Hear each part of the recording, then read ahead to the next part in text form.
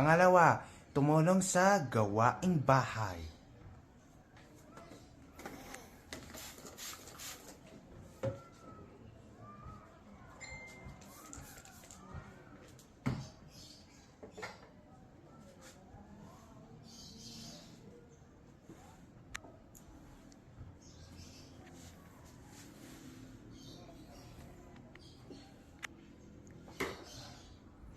Pangatlo, pagyamanin ng pananampalataya.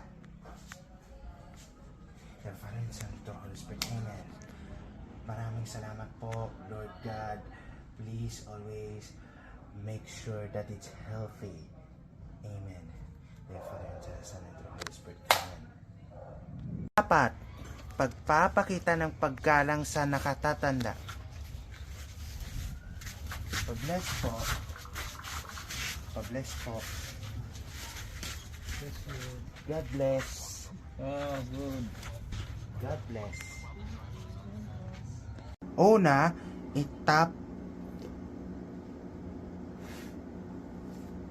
itapon muna ang basura sa tamang tapunan. So, dapat laging sumunod sa alituntunin ng pamayanan. Bye guys! Ako po si Rick Andre Calixto at ipapakita ko sa inyo ng tamang pagsunod sa alituntunin ng pamayanan tulad ng mga sumusunod.